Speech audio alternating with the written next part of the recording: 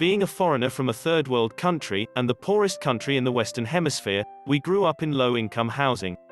However, my parents always kept a standard, says 27-year-old Johnwick Nathan, a native of Haiti, about his life growing up. Nathan says he was raised to be a proper gentleman and that no matter his financial situation or social class, he was raised to take pride in himself and his appearance.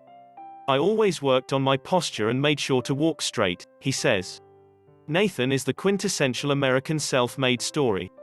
At age 27, he is the founder of a small, but successful, amalgamation of companies under the umbrella Guillet Industries, within which his main business is a chain of behavioral health facilities in Arizona called Harbor Behavioral Health.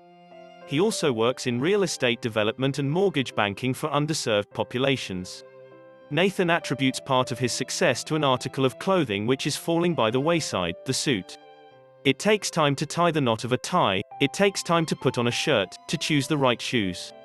When you take time in your appearance versus putting on blue jeans and sneakers, you are presenting yourself as someone who takes time to consider details, you are presenting yourself in a way that says, I am here to be successful, says Nathan, who started wearing a suit every day in high school.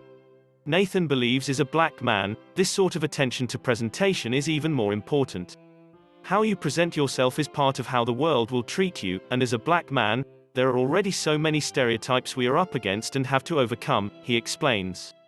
Presentation is one of them. Nathan was raised in the church, literally and figuratively. His family are devout Christians and the values that permeated his home growing up came from their faith, as did much of his family's extracurricular life.